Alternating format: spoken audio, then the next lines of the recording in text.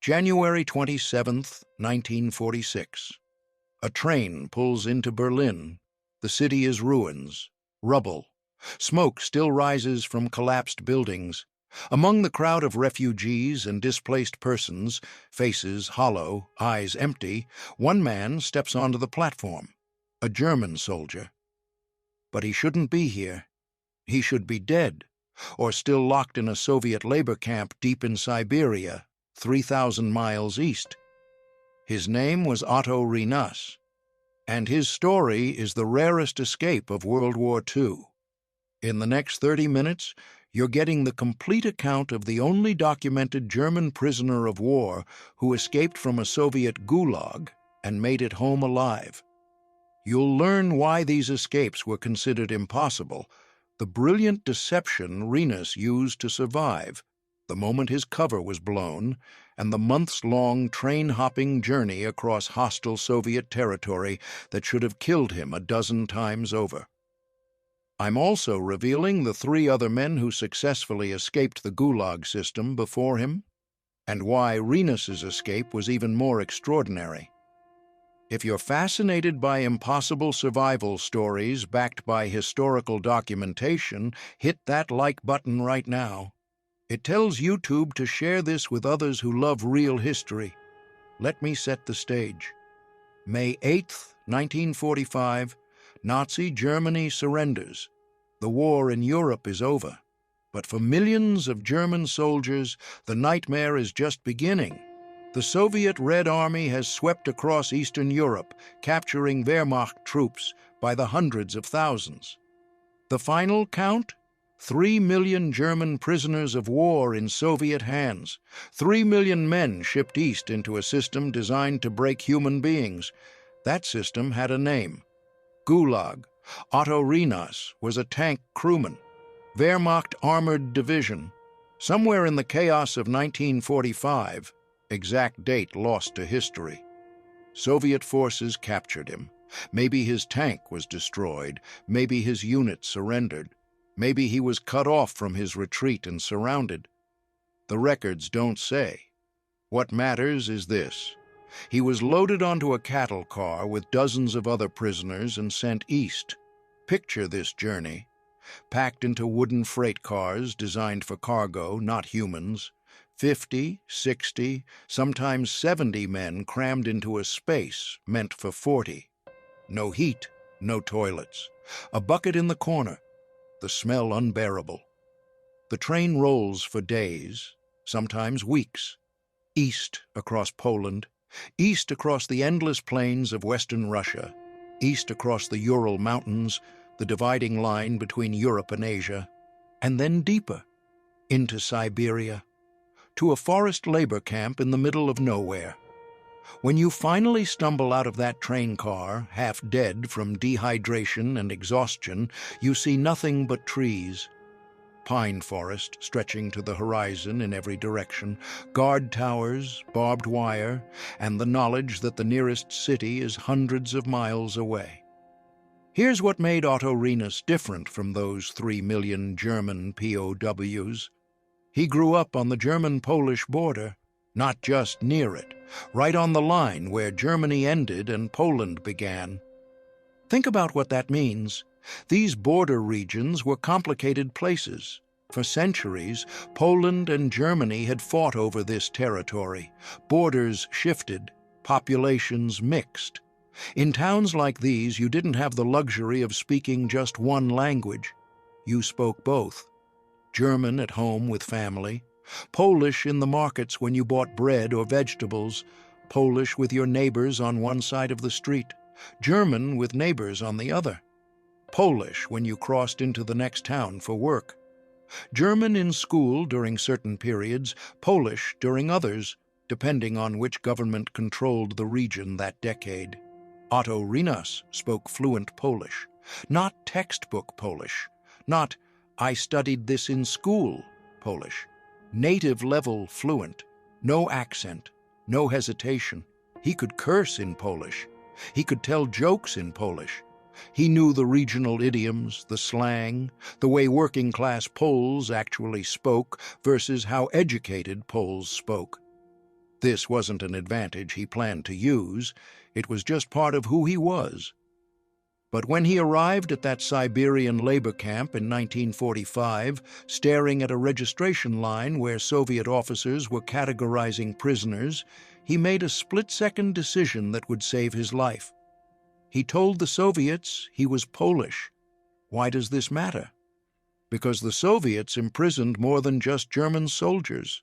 They imprisoned Poles, Ukrainians, Lithuanians, people from occupied territories, political prisoners, forced laborers, and the treatment wasn't always the same. Being identified as a German Wehrmacht soldier, an enemy combatant who'd invaded the Soviet Union, that carried consequences, harsher punishment, higher scrutiny, no mercy. But being Polish? That was different, complicated. Poland was occupied by Germany. Poles were considered victims. Some were even allies. Rinas's gamble was this: blend in as a Polish forced laborer, not a German POW. Keep your head down, survive, eventually get released when the chaos sorts itself out. And it worked. For months, Otto Rinas lived in that camp, speaking Polish, pretending to be someone he wasn't. Every single day was a performance, every conversation a test. He cut timber in the forest, swinging an axe alongside Polish forced laborers who had no idea the man next to them was German. He hauled logs through the snow. He ate the same thin soup and stale bread as everyone else. Watery broth with maybe a potato floating in it if you were lucky, bread so hard you had to dip it in the soup just to chew it. He slept in the same freezing barracks, packed onto wooden bunks with a thin blanket that did nothing against the Siberian cold. In winter, temperatures dropped to -30, -40 degrees Celsius. Men died in their sleep from exposure. Others lost fingers and toes to frostbite, but Otto kept his head down. He learned the camp routines. Wake at 5 in the morning to the sound of a hammer on metal. Line up for roll call in the dark, work 12 hours in the forest, return for a bowl of soup, sleep, repeat. And through it all, he never slipped. Never spoke German when a guard was nearby. Never reacted when he overheard other German prisoners talking. Never revealed who he really was. And no one knew. Not the guards, not the other prisoners, not the camp commandant. For months, he was invisible. Just another Polish forced laborer in a sea of thousands. Until someone did. We don't know exactly how it happened. Maybe another prisoner recognized him from before the war. Maybe someone from his unit survived and ended up in the same camp. Maybe he slipped up, said something in German when he was too exhausted to think straight. Maybe a list arrived from Moscow with names and photographs, part of the Soviet bureaucracy slowly catching up with the chaos of 1945. But somehow, the camp authorities discovered the truth. Otto Rinas was not Polish. He was German, Wehrmacht, tank crewman, enemy combatant. When your cover is blown in a Soviet labor camp, you don't get a trial, you don't get an appeal. You get executed or you get sent somewhere worse. Rinas knew this, so he did the only thing left. He escaped. Now, before I tell you how he pulled this off, you need to understand what escaping a Gulag actually meant. Because when I say it was considered impossible, I'm not exaggerating. Let me give you the numbers. The Gulag system, full name, Główne Upravlenie Ispravitelno Trudowik Lagery, or Main Directorate of Correctional Labor Camps, operated from 1930 to 1960. 30 years. In that time, 18 million people passed through the camps. 18 million. The death toll? Between 1.5 and 1.7 million confirmed deaths. These were not prisons. These were machines of forced labor and deliberate suffering. The camps were spread across the most brutal geography on Earth: Siberia, The Arctic Circle, islands in the White Sea where the water temperature never rises above 7 degrees Celsius even in July. Jump in that water, you've got maybe 15 minutes before hypothermia kills you.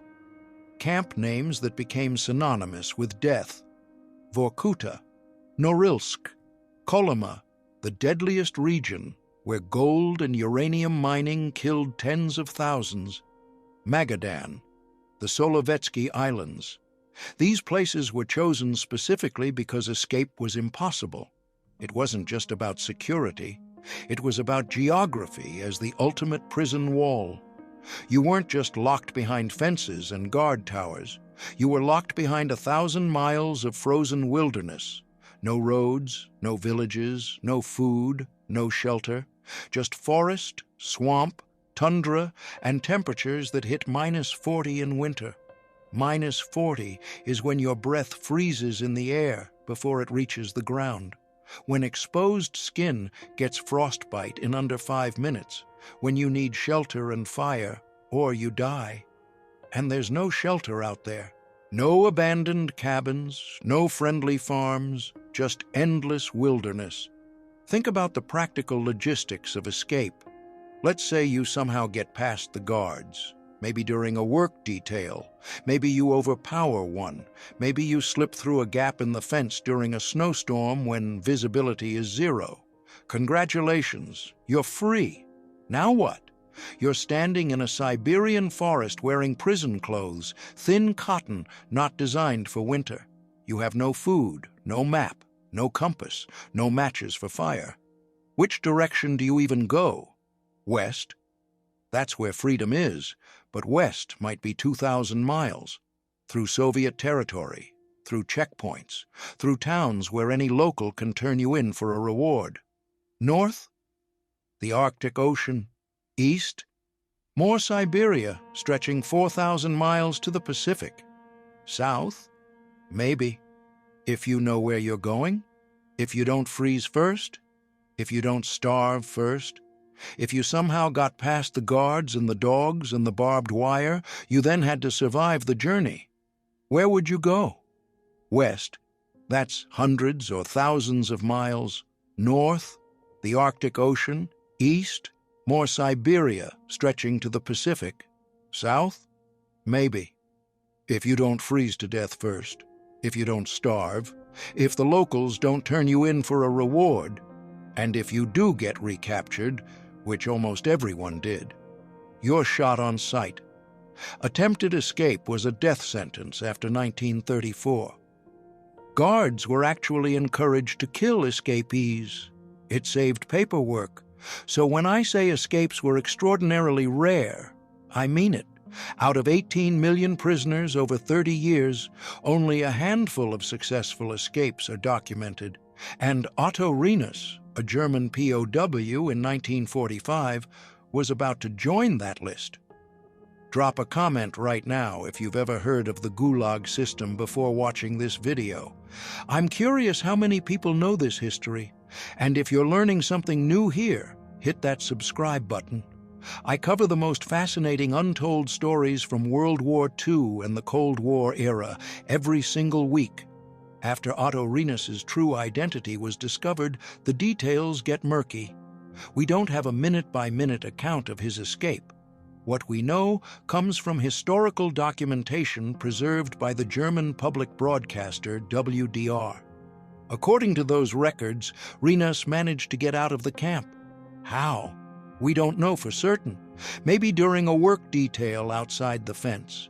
Maybe during a transport. Maybe he overpowered a guard. Maybe he just walked out during the chaos of processing. The Soviet Union in 1945 was not a well-oiled machine. It was a wounded giant trying to process millions of prisoners, millions of displaced persons, millions of refugees, all while rebuilding from the most destructive war in human history. There were gaps. Rinas found one. Once he was out, his next move was genius. He didn't try to walk to Germany. Think about what that would mean. 3,000 miles on foot through Siberian wilderness and Soviet territory in winter, with no supplies. It's suicide. He didn't trek through the forest like the three famous escapees I'm about to tell you about, men who had the advantage of being much closer to the Finnish border. Otto Rinas looked at the situation and made a different calculation. He got on a train. He train-hopped. This was brilliant for several reasons. First, trains were moving west. That's where he needed to go. Second, the Soviet Union in late 1945 and early 1946 was experiencing one of the largest human migrations in history. Millions of people were on the move. Poles who'd been displaced during the war were returning home. Ukrainians, Russians who'd been forced west as laborers were moving back east. Former forced laborers from Germany were heading east. Refugees fleeing the devastation were going anywhere they thought might be better. The railways were absolute chaos. Trains packed beyond capacity, people hanging off the sides, riding on the roofs, cramming into freight cars. And here's the key. The system was overwhelmed, overcrowded, underguarded. Documentation was inconsistent. The Soviet Union had just won the most destructive war in human history, but the cost was 27 million dead and infrastructure in ruins. The bureaucracy couldn't keep up. If you could physically get onto a train heading west, and if you could bluff your way through the occasional checkpoint, you moved west. Otto Rinas blended into this flood of displaced humanity. But here's the thing. Rinas couldn't just hop on a train and relax. This wasn't a vacation. Every station had checkpoints, NKVD officers, the Soviet secret police, walking through crowds, stopping people at random. Documents were checked, papers were demanded, identity documents, travel permits, work authorization. If you didn't have the right paperwork, you were arrested.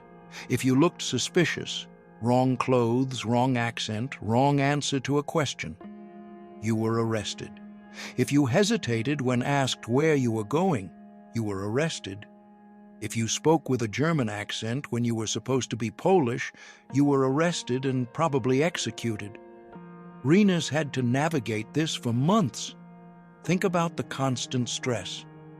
You're sitting in a crowded train car, bodies pressed together, the smell of unwashed humanity overwhelming. The train stops at a station.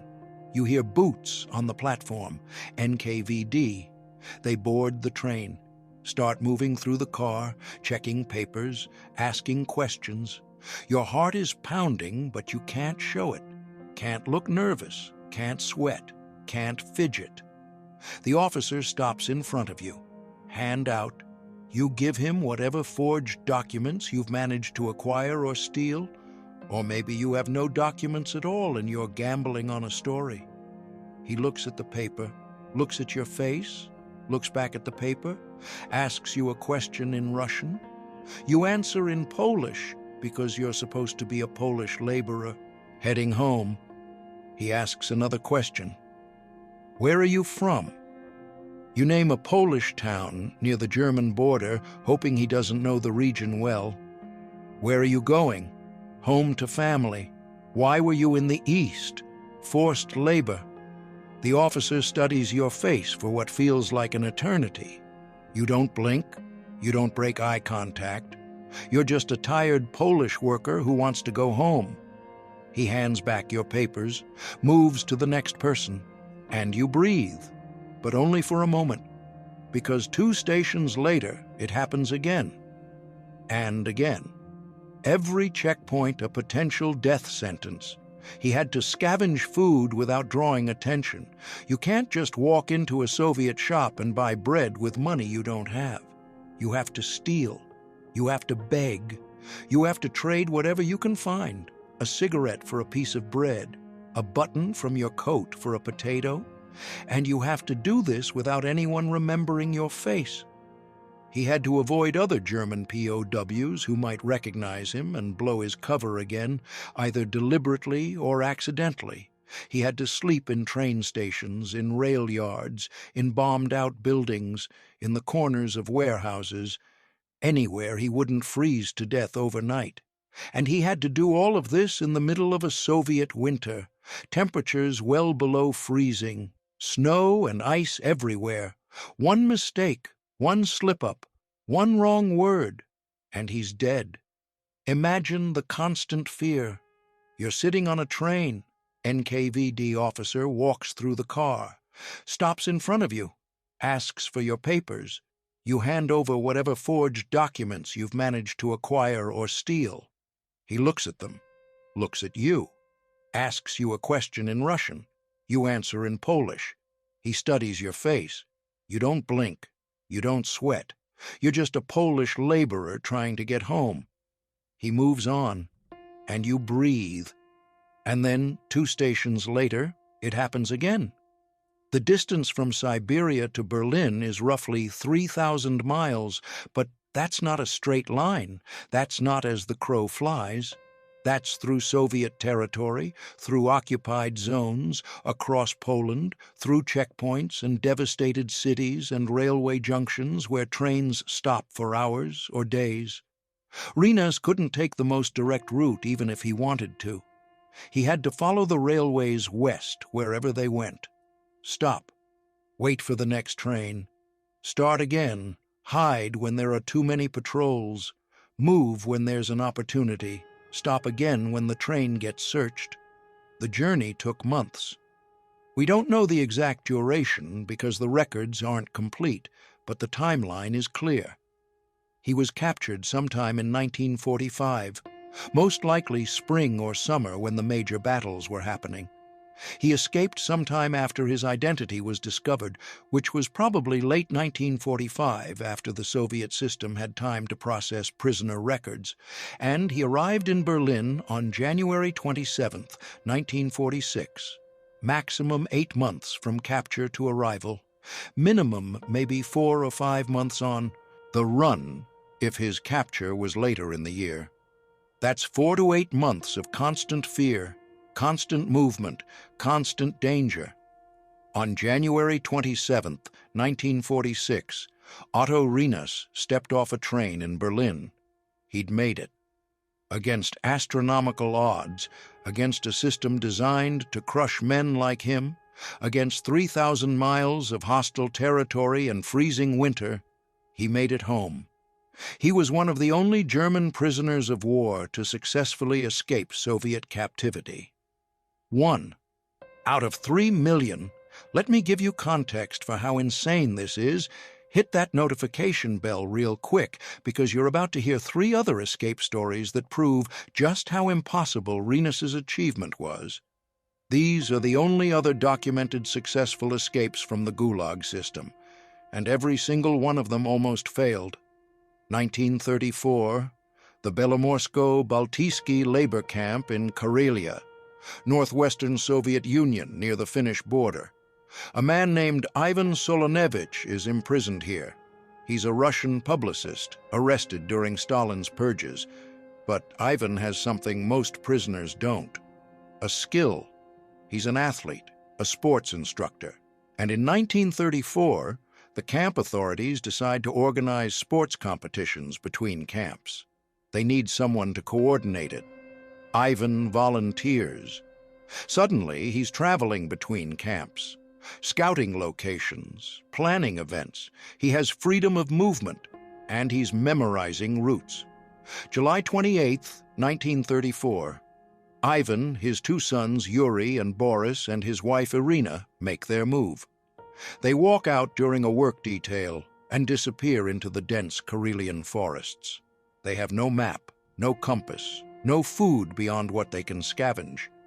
Just a direction, west, toward Finland. 16 days. They walk for 16 days through mosquito-infested swamps and thick forest. 16 days of near starvation, drinking from streams, sleeping on the ground. The Finnish border is 70 miles away, but through that terrain it might as well be 700.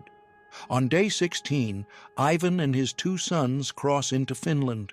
They collapse. They're emaciated, barely conscious, but alive, free. What happened to Irina, his wife? History doesn't record it.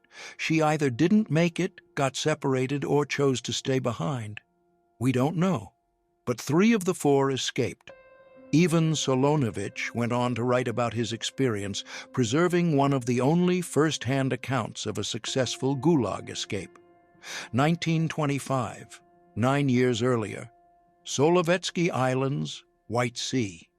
This is one of the most notorious Gulag locations, an archipelago of islands 100 miles from the mainland, surrounded by freezing water that will kill you in minutes. The prisoners call it Hell Island. A former White Guard fighter named Sozerko Malsagov is imprisoned here. White Guard means he fought against the Bolsheviks during the Russian Civil War. He's considered an enemy of the state. He's not getting out alive unless he escapes. May 15th, 1925. Malsagov is part of a work detail sent to the mainland for timber harvesting. This is his chance. He and a few others overpower the guards. They steal weapons, they run. The guards raise the alarm. Pursuit begins. For 6 weeks, Malsagov fights his way west. Not just evading, fighting. He has to fend off search parties. He's armed, but so are they. He's outnumbered, but he knows the stakes. Recapture means execution. 6 weeks later, Sozerko Malsagov crosses the Finnish border. He's wounded, exhausted, half-starved, but alive. He emigrates to Europe and later writes a book called The Hell Island, documenting the Solovetsky camp and his escape. It becomes one of the earliest exposés of the Gulag system. 1932. Back to the Solovetsky area. A zoologist named Vladimir Chernavin is imprisoned with his wife Tatiana and their son Andrei. Vladimir gets assigned to a job at a camp fish farm. It's a legitimate position, managing the fish stocks that feed the camp. But it requires travel. Unsupervised travel between the island camp and mainland facilities. Vladimir starts scouting escape routes under the guise of fish farm business. August 1932. Vladimir, Tatiana, and young Andrei make their move from Kandalaksha, a mainland camp north of the Arctic Circle. They don't have weapons. They don't have warm clothes. Their shoes are falling apart. They have almost no food. They steal a small boat with a hole in it. They patch the hole as best they can, and they start rowing across the Gulf of Kandalaksha toward the Finnish border. 22 days.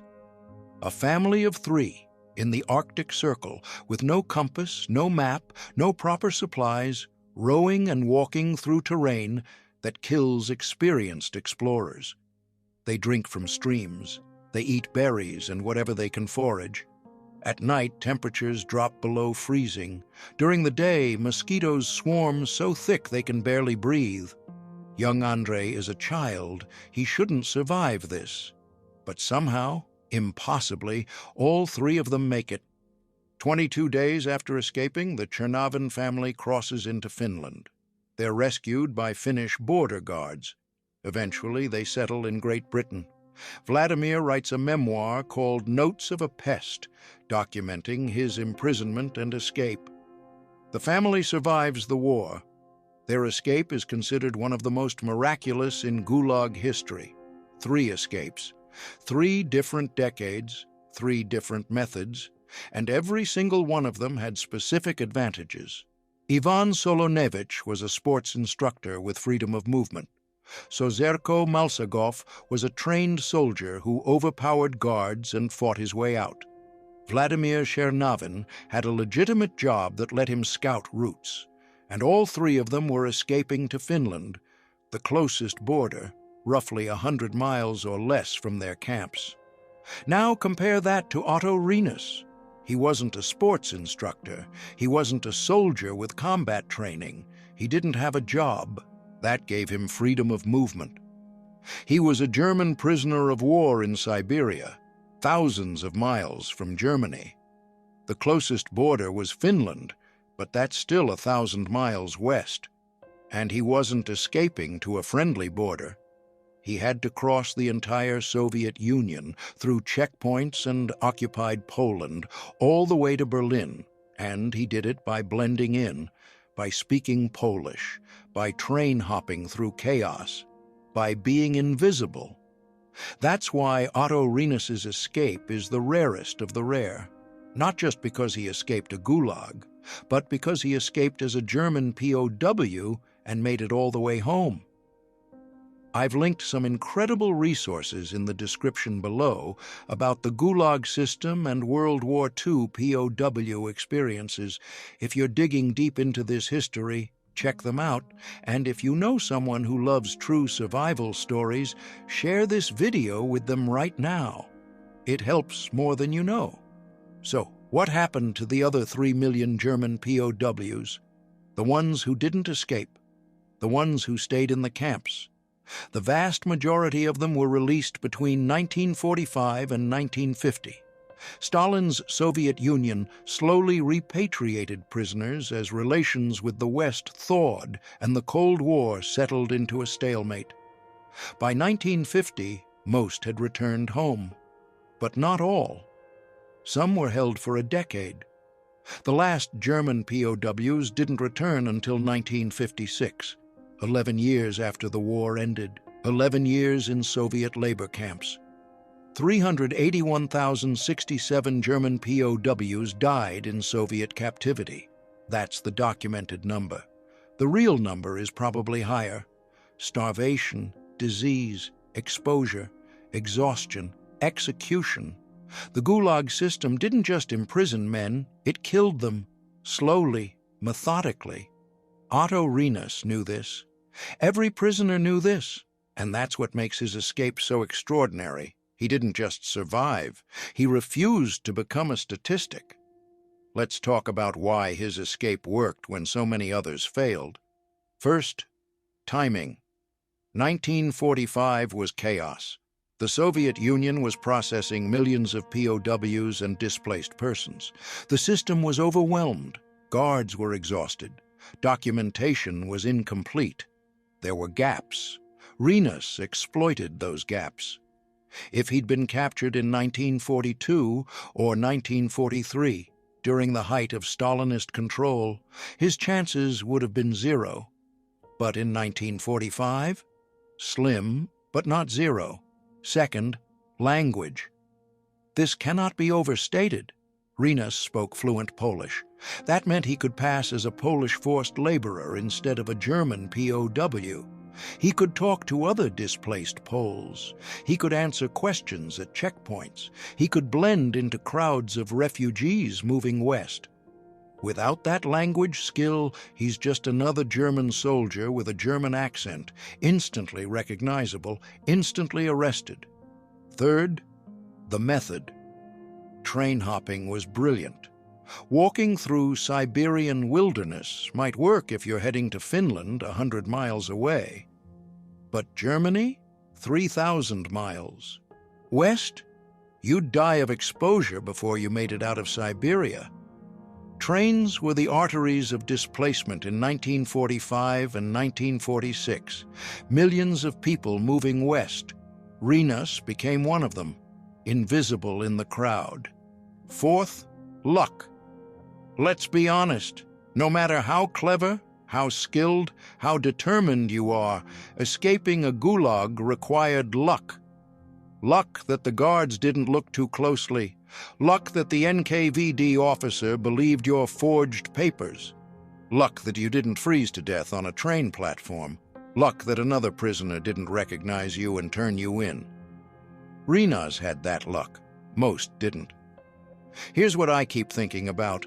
January 27th, 1946. Otto Rinas steps off that train in Berlin. He's home, he's alive, he's free. What goes through his mind in that moment? Relief? Disbelief? Guilt that he made it when so many didn't? We don't know. The historical records don't tell us what happened to him after that day. Did he reunite with family? Did he rebuild his life? Did he tell his story to anyone? Or did he stay silent like so many veterans who couldn't talk about what they'd endured? What we do know is this. His escape was documented by WDR, the German public broadcaster, preserving it for history. And now, 80 years later, we're still talking about it because it represents something fundamental about the human spirit: the refusal to accept death, the willingness to risk everything for freedom, the cleverness to exploit a system designed to be unbeatable. Otto Rinas wasn't a superhero. He was a tank crewman who spoke 2 languages and got lucky. But he also made decisions. He chose to lie about his identity. He chose to escape when discovered. He chose to get on trains instead of walking. He chose to keep moving west when every checkpoint could have been his last. And those choices saved his life. Let me recap what you've learned in the last 30 minutes. You now know the story of Otto Rinas, the only documented German POW to successfully escape a Soviet Gulag and reach home. You understand why Gulag escapes were considered impossible. 18 million prisoners, only a handful of successful escapes across 30 years of the system's operation. You've heard about the 3 other famous escapes: Ivan Solanevich and his family through the Karelian forests, Sozerko Malsagov fighting his way west for 6 weeks, and Vladimir Chernovin's family crossing the Arctic Circle with nothing but a leaking boat. And you understand what made Rinas different: his timing in the chaos of 1945, his fluency in Polish, his train-hopping method, and the sheer distance he covered: 3,000 miles across hostile Soviet territory. This is history that doesn't get taught in schools. These are stories that sit in archives and old German newspaper records, waiting for someone to find them. And that's what I do on this channel. I dig into the untold, the overlooked, the impossible but true stories from World War II, the Cold War, and beyond. If you want more of this, click that subscribe button right now and hit the bell, because next week I'm covering another Cold War escape story that makes Otto Rinas look easy. I'm talking about the Berlin Wall, 1961, and the man who flew a homemade aircraft over it. You won't believe what he built in his garage. Otto Rinas made it home, against 3 million to 1 odds, against a system designed to break men, against 3,000 miles of Soviet territory in the middle of winter. He made it home. And that's why his story deserves to be remembered. I'll see you in the next one.